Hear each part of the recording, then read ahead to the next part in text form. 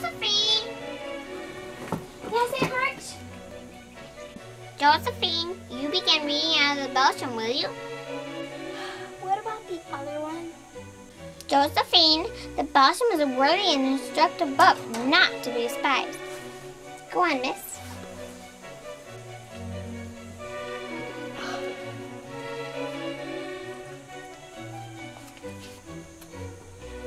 By the self-determining power must be meant, if indeed has any meaning, either the actual exertion of volition or the mental energy which precedes volition. Very good, Josephine, very good. And which is the efficient cause of it. If it means the actual exertion of volition, then the assertors this power are evidently confirmed. The cause of the effect making the act of volition prior to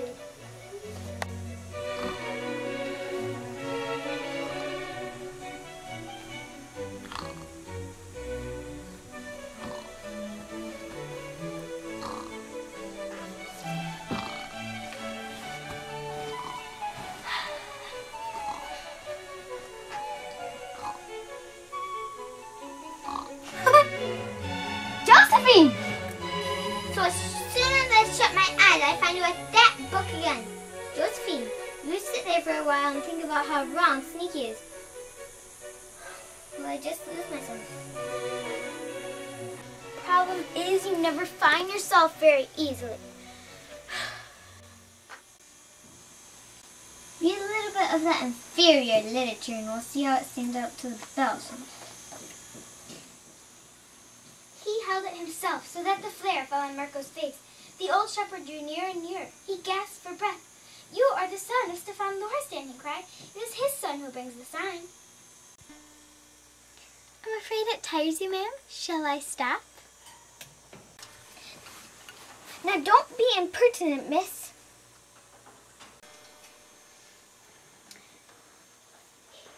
He fell upon his knees and hid his face in his hands. Both the boys heard him sobbing and praying and sobbing at once. They glanced at each other. The rat was bursting with excitement, but he felt a little awkward, so he wondered what Marco would do. Run and grab me a cup of tea and be quick. "Yes, ma'am."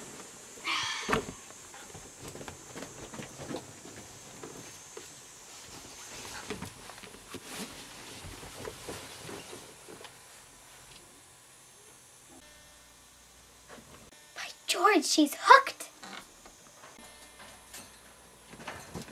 "Here's your tea, Aunt March." You can just run on home.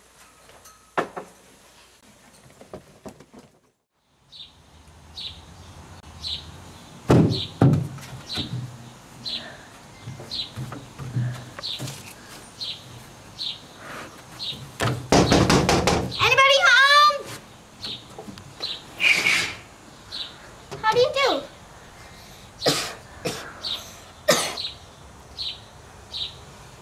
Are you sick? Better, thank you.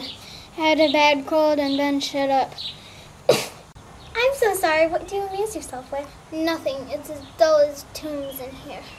Have someone come and see you then. Boys make such a row, and my head is weak.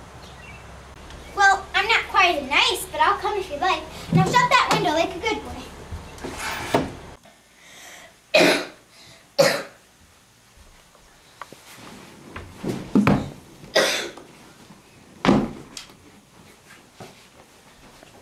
Tomorrow, Lori, we will begin studying Peter the Great of Russia. You must also continue your algebraic studies. We will look further into these equations tomorrow. Was Peter the Great the Tsar who ordered his noblemen to cut off their beards? Indeed he was.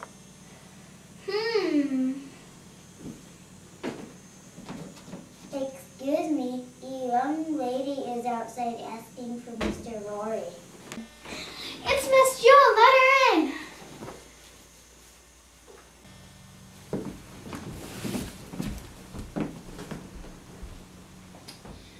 This is Brooke, my tutor. How do you do? Well, thank you. Phew. The others sent their best wishes. Here are some sticky buns. I hope they will slide down your throat without hurting it. How kind you all are. Now please take a seat and let me amuse my company. I came to amuse you. Shall I read? No, thanks. I'd rather talk.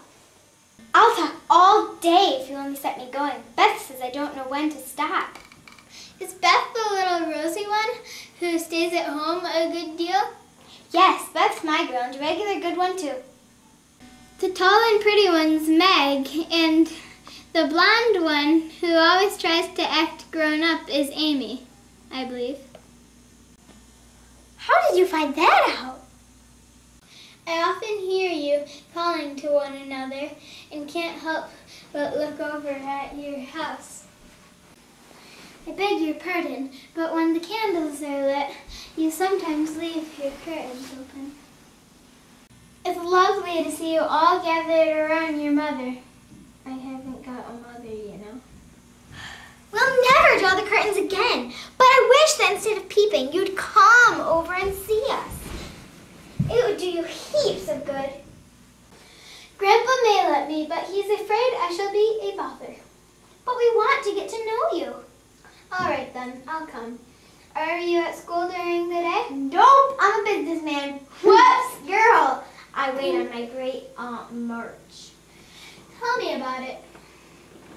Oh, she's a cross old soul, a fidgety lady and some fan of some real boring books.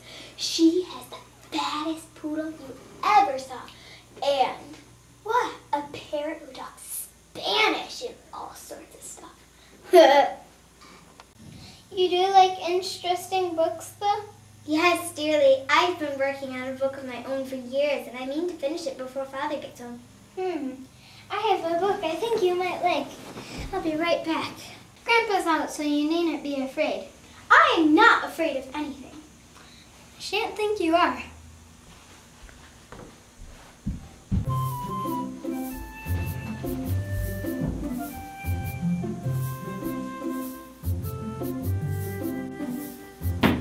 You're back! I shouldn't be afraid of the old man. For his eyes are kind, though his mouth is grim. And he looks as if he has a tremendous will of his own. He isn't as handsome as my grandfather, but I like him. Thank you. So, you're not afraid of me, eh? Not much, sir. And you don't think me as handsome as your grandfather? Not quite, sir. And I have a tremendous will, have I? I only thought so, sir. But you like me in spite of it? Yes, I do, sir.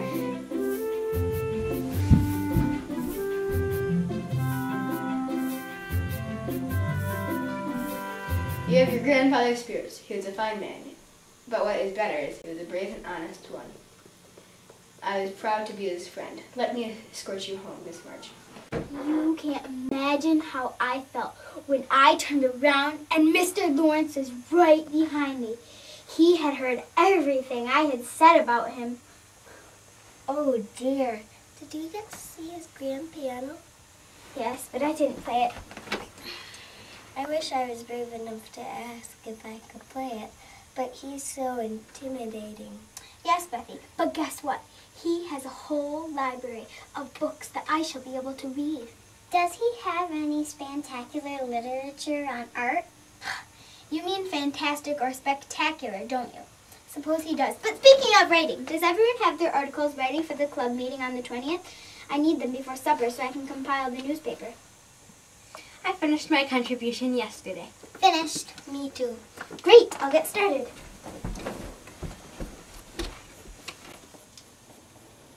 Nathaniel Winkle, Tracy Tutman, Augustus Snodgrass, greetings. Thank you, President Samuel Pickwick. Thanks to our faithful editor, Augustus Snodgrass, we meet together once again. Let us begin.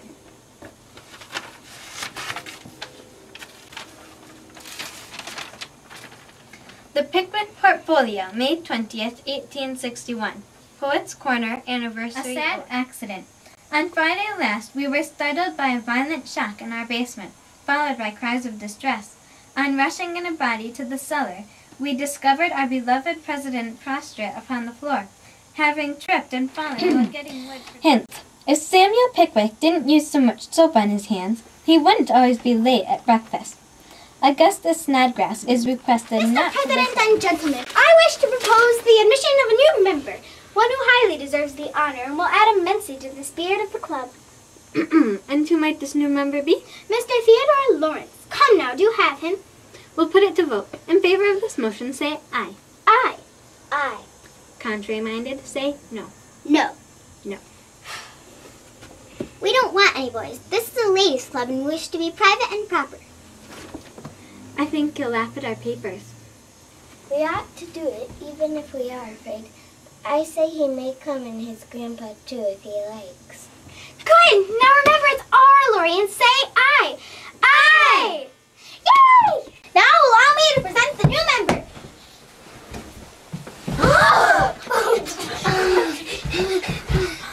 You traitor, Joe, how could you? Mr. President and ladies, beg my pardon, gentlemen.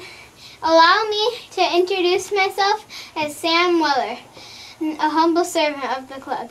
It was my idea to hide here all along, and I promise to never do such a thing again. I devote myself to this immortal club.